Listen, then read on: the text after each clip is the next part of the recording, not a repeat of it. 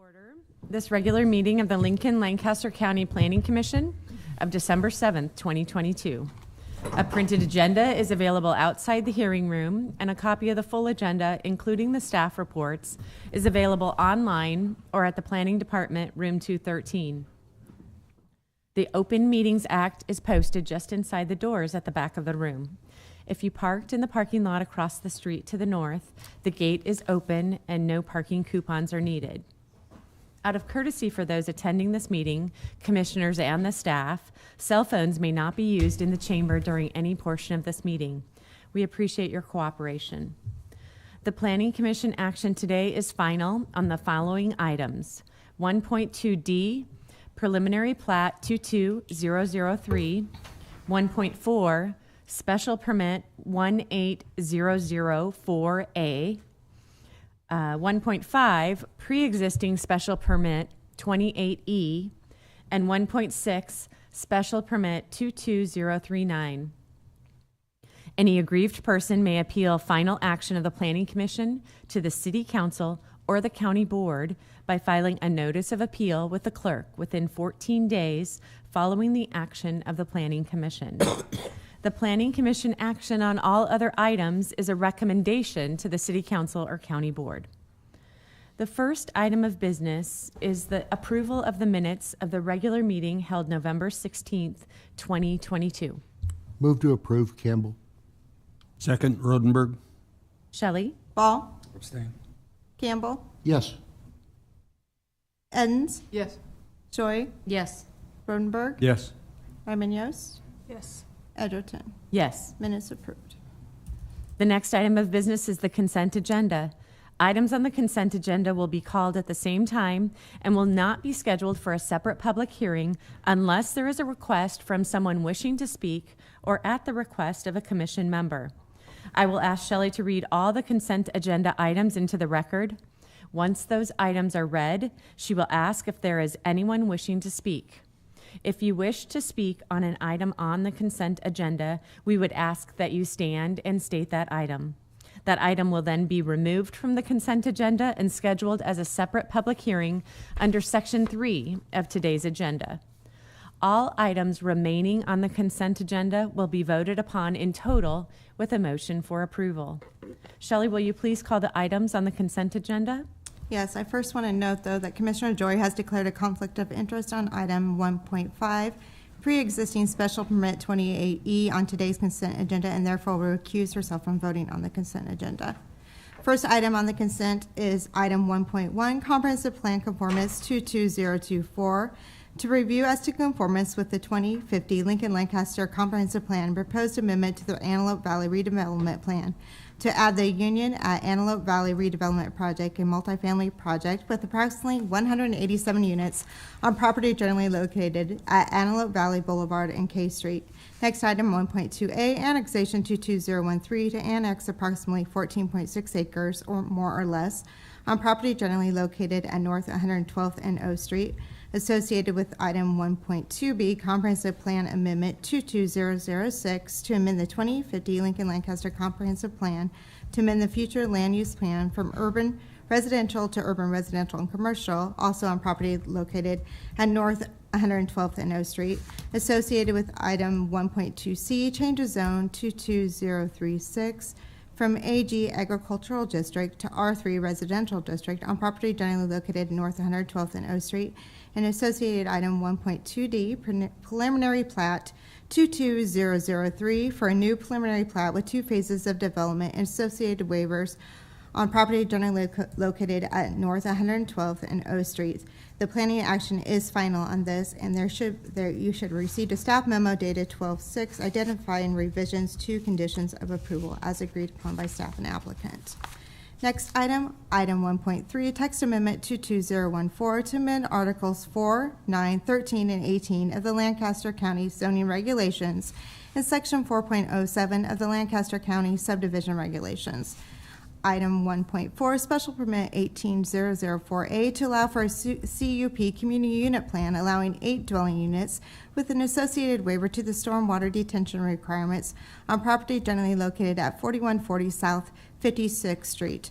This is final action. Next, item 1.5, pre-existing special permit 28E, amending the Union College pre-existing special permit to increase the allowed height above the underlying R6 and R4 residential zoning limit of 35 feet to a maximum of 80 feet on property generally located at 3800 South 48th Street. This is also final action. Next, item 1.6, special permit 220039, to allow for the expansion of the non-conforming use of the existing pool sign on property generally located at 4231 Industrial Avenue. The Planning Commission action is final unless appealed. Next item 1.7, street and alley vacation 22007, to vacate Sheridan Street east of South Folsom Street, adjacent lots 1 and 2, Hoffling subdivision on the north and lots 232 and 233 IT on the south, generally located at 2400 South Folsom Court. Are there any ex parte communications to be disclosed on these items? No. Are there any ex parte communications that took place or additional information you learned while visiting these sites to be disclosed? No. Is there anyone here wishing to speak on these consent agenda items? Good afternoon, John Ward with the Lancaster County Attorney's Office, 605 South 10th Street. I just briefly want to address a typographical error on the county text amendment. That's item 1.4. Excuse me, that may not be item 1.4. 1.3. 1.3, thank you. I was in the wrong spot. Regarding sections on page 69 of the staff report, let me find that real quick. Right up at the top, 13.029 and 13.034, both subsection A includes the word processes, and it's just a typographical clarification. I'm going to amend by interlineation that word in both instances and change that to processed, and then I'll ask the planning department to update that for the county board action. Thank you. Is there anyone else wishing to testify on any of the items on the consent agenda? If so, please stand and state that item.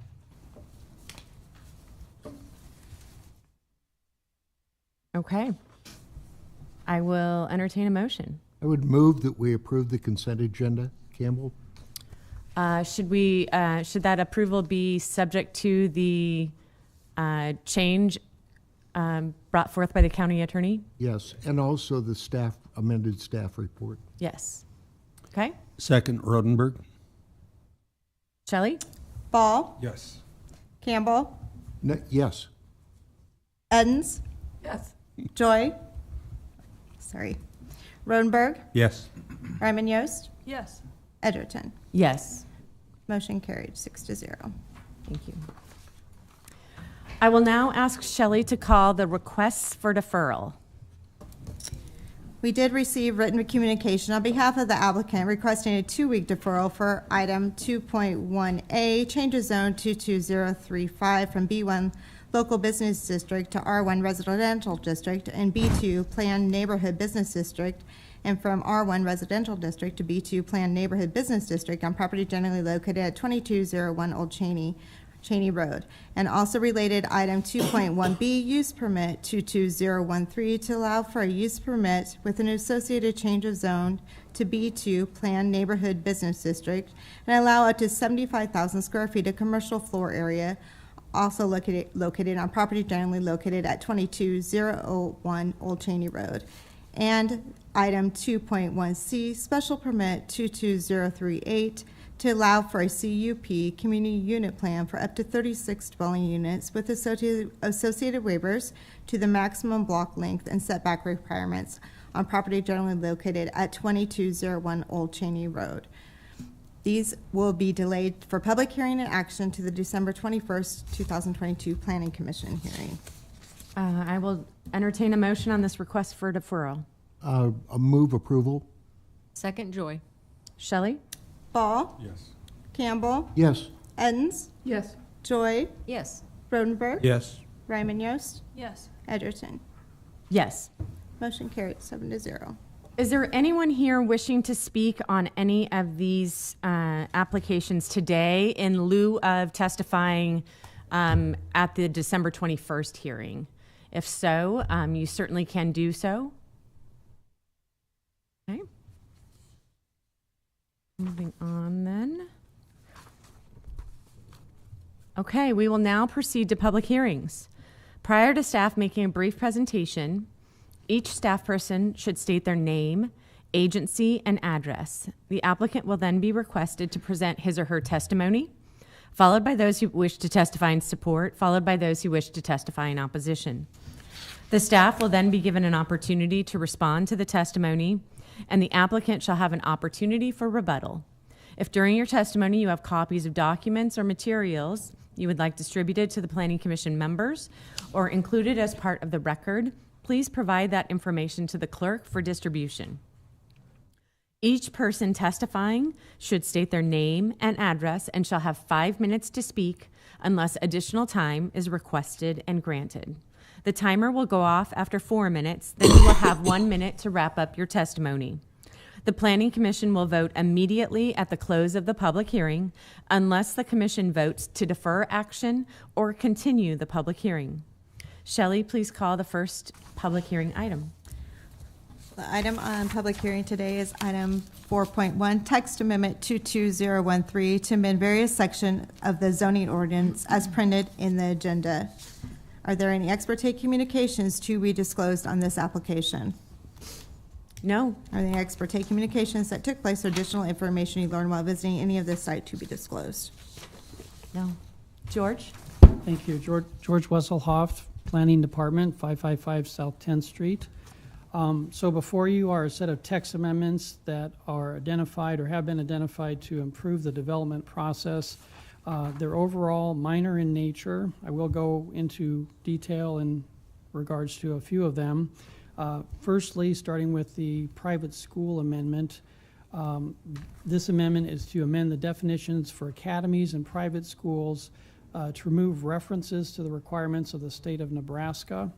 And I'll just read the current text in the ordinance for private school. That is defined as a privately owned education and instruction facility or facilities that meet the state of Nebraska requirements for elementary and secondary education. Private schools shall not mean academies, early childhood care facilities, private colleges, or vocational schools. Unfortunately, from a real-world standpoint, this definition is not correct.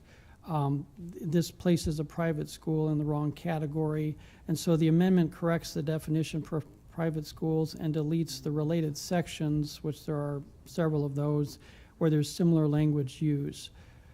So the amendment addresses a problem today where we could have a establishment that is, for all practical purposes, a private school, but because it's exempt under state requirements, it falls under an academy use, which would be like a martial arts academy or dance academy, which is obviously not intended.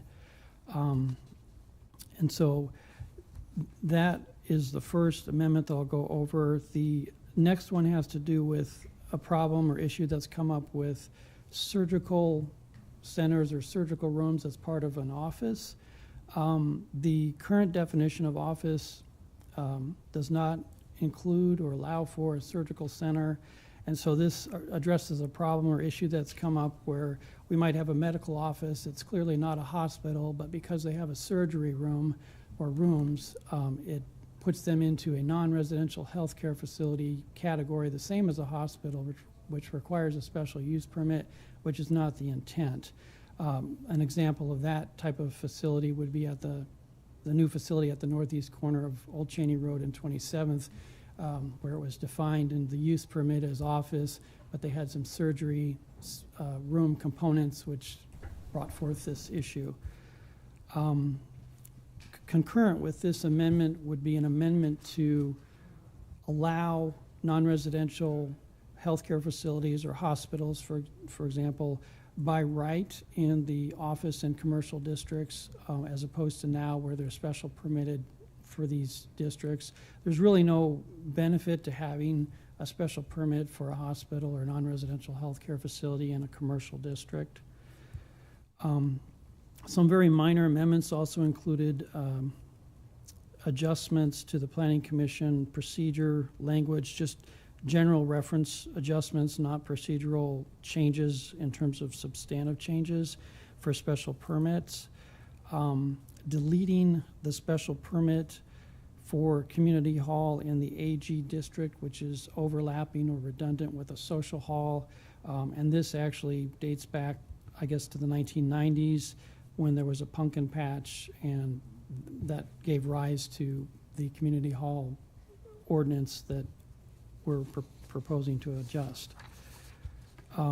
Another change to adjust an issue that's come forth is hotel and motel parking regulations.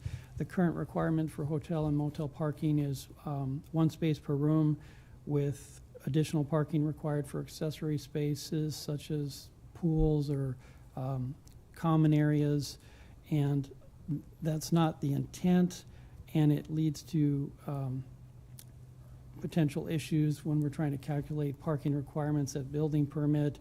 So we're simply proposing to amend the code to just state 1 space per room, which City of Omaha has the exact same requirement. And then 2 final amendments have to do with the height and lot chapter 27.72, both in terms of setbacks. One of them has to do with exceptions to the front yard setbacks under 27.72. 080, where we have setbacks in certain neighborhoods like Piedmont or Country Club, where it's zoned R1 and the homes exceed the minimum required setback of 30 feet. And so under the current ordinance, they have to look at the setbacks of the existing homes and follow the greater of the front yards established by the main building nearest the street line, which gets potentially cumbersome and in some cases could require an applicant to have to hire a surveyor just to identify that. So we're proposing an easier amendment that would allow for an either or. They could either calculate the average, or as an alternative, they can simply follow a 50-foot setback, which would avoid them potential surveying expense to calculate that average. And then finally, there's an amendment proposed for accessory buildings, which only affects ag zone properties on 20 acres or more, which has to do with the side yard. In cases where the 10% of the average lot width is greater than the required side yard of 60 feet for that ag district, the lesser amount is used for purposes of that section. So just to clarify that. So I can answer any questions you may have. Questions for George? Yeah, on the school one, private school, and I know this isn't the zoning issue, but I'm just curious, what makes a private school not need to meet requirements of the state of Nebraska? So yes, there's a process. I have a note here. They're not required to meet the requirements. There's a procedure they have to follow, and it's referenced under a section of the state statute, Title 92, Chapter 13. So it would be something where they're not exactly like a public school facility, but they still perhaps offer curriculum or are similar. They have an exemption that they can follow under the state for that. Okay, so it's the Chapter 13 school. Okay, thanks. Any other questions for George? And I assume that in this instance, you are the applicant as well? Yes. Yes. All right. Thank you. Thank you. Is there any testimony in support of this application? Any testimony in support? Yeah. Hi, I'm Libby Furman, and I operate one of the schools that George was just speaking about. So I just wanted to come and just share my story a little bit. So Could you share your address with us, please? Sure, 7821 Amelia Drive. Thank you. So our school is non-traditional and we do fall under the Title 92, Chapter 13 exemption. And what makes our school non-traditional is that we follow the university style model, which just means that our students go to school 3 days a week and then they do work at home the other 2 weeks. So it makes it a little bit non-traditional, but we meet the state requirements in that we're still covering all of the important core academic subjects: math, science, reading, all of those. The model is just non-traditional and it works really well for our students and families and allows them to have a little bit more freedom in just how they educate their children. And so these amendment changes would be really helpful to us because right now we're kind of considered that our peers are more like a martial arts studio or a ballet studio. And even though those are fantastic, we don't offer those classes. We offer math, science, and history. And so it would help us to be aligned more with our peers that are offering academic instruction to the children of Lincoln and Lancaster County. So I'm just here in support of these amendment changes, and it would just be helpful for us to be correctly categorized and what we're doing just be more transparent and be aligned with the other schools. Questions? Thank you very much. Thank you. Yep. Any other testimony in support? Testimony in opposition? Any other staff questions? Okay, I'll take a motion. I would move to close the public hearing. Second, Joy. Shelley? Ball, Yes. Campbell, Yes. Edens, Yes. Joy, Yes. Rodenberg, Yes. Ryman Yost, Yes. Edgerton. Yes. Public hearing closed. And I would move to approve text amendment 22013. Second? Is there a second? Second, Gloria. Sorry. That's my last name. I got it. I'm so waiting for someone else. Discussion. It sounds like a great job of cleaning up a lot of things that will simplify process for everybody. George has been busy. Yeah. Awesome.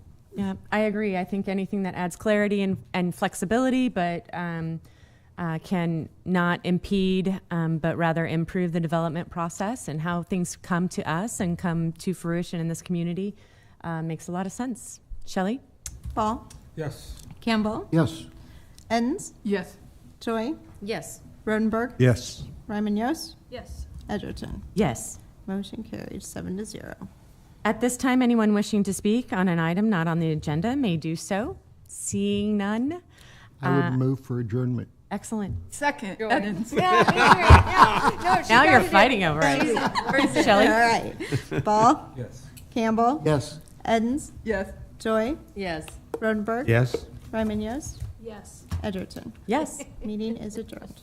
Thank you. Thanks.